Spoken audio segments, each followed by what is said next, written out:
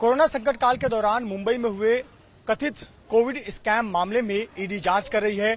ED ने बीते दिनों कई जगहों पर छापेमारी की थी और इस मामले में जिन लोगों का नाम सामने आया था उन्हें समन किया है। आज ईडी दफ्तर पे युवा सेना के सचिव सूरज चौहान को बुलाया गया था। सूरज चौहान को ईडी दफ्तर में हाजिर होने के लिए कहा गया था। आप देख सकते हैं सूरज चौहान ईडी दफ्तर पहुंच रहे हैं। ये तस्वीरें आप देख रहे हैं सूरज चौहान की, जो कि ईडी दफ्तर पहुंचे हुए हैं।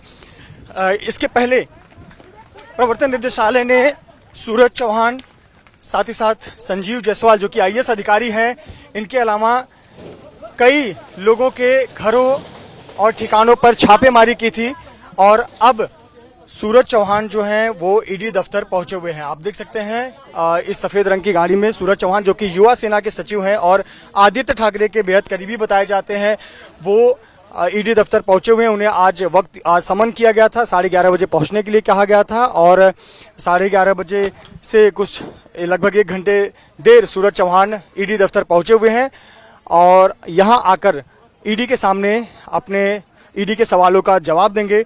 आखिरकार ये पूरा मामला क्या है? ये पूरा मामला है कोविड स्कैम से जुड़ा हुआ।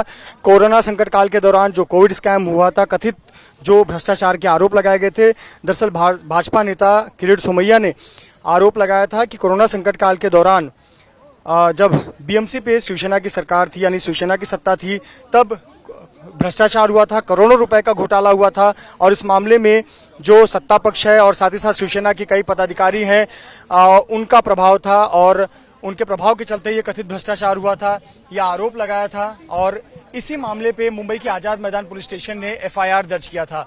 ये जो कथित भ्रष्टाचार का मामला है, घोटाला है, इस मामले की जांच इकोनॉमिक ऑफेंस विंग को सौंप दी गई थी और इसी का संज्ञान लेते हुए मुंबई में प्रवर्तन निदेशालय ने मामला दर्ज किया। प्रवर्तन निदेशालय ने बीते दिनों इस केस में जिन लोगों के नाम आए या एफआईआर में जो आरोपी बताए गए हैं, उनके घरों पर, उनके ठिकानों पर छापेमारी की और जिसमें मुख्य नाम जो थे वो सुजीत पाटकर, जो कि संजय राउत के बेहद करीबी बताए जाते हैं, उनका नाम सामने आया था। साथ ही साथ कुछ डॉक्टर का नाम सामने आया है। इसके अलावा अन्य जगहों पर छापेमारी की गई। आपको बता दें कि इसमें आईएएस अधिकारी संजीव जायसवाल को भी समन किया गया है। उन्हें भी ईडी के सामने हाजिर रहने के लिए कहा गया है। कुछ समय पहले आपने देखा कि सूरज चौहान, जो कि युवा सेना के सचिव हैं, वो ईडी दफ्तर पहुंचे हुए हैं। इसके अलावा कुछ कॉन्ट्रैक्टर हैं जिनको समन किया गया है।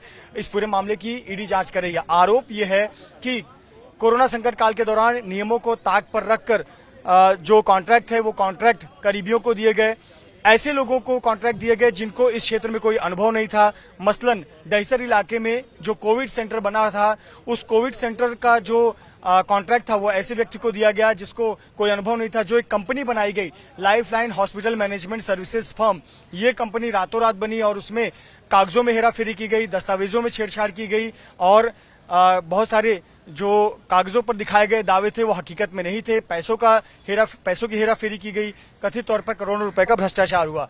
इसीलिए ईडी इस पूरे मामले की जांच कर रही है। इस मामले से जुड़े हुए लोगों को समन करके पूछताछ कर रही है। लेकिन कुछ बड़े नाम जिनको बुलाए गए हैं, आईएएस अधिकारी संजीव जायसवाल का नाम सामने आया है, जो कि उस समय बीएमसी में अधिकारी थे, जो कि कॉन्ट्रैक्ट देने वाले अधिकारियों में उनका नाम है। साथ ही साथ जो युवा सेना के सचिव है सूरज चौहान, आरोप है कि सूरज चौहान ने अपने प्रभाव का इस्तेमाल किया, चूंकि उस समय शिवसेना की सत्ता थी, तो उस लिंक का इस्तेमाल किया और कई कॉन्ट्रैक्ट गलत तरीके से वितरित किए गए, उसमें इसकी सहभागिता पाई गई। इस प्रकार के आरोप लगे हैं जिसकी जांच ईडी कर रही है। फिलहाल ये देखना होगा कि क्या ईडी का जो जांच का दायरा है वो सिर्फ कुछ दिनों का है या फिर ये जांच लंबी चलेगी और इसमें गिरफ्तारियां भी संभव है, ये अब तक स्पष्ट नहीं है। लेकिन निश्चित तौर पर आज और आने वाले दिनों में इस केस से जुड़े हुए लोगों से ईडी पूछताछ करेगी। कैमरामैन धर्मेंद्र पांडे के साथ मृत्युंजय सिंह, एबीपी न्यूज, मुंबई।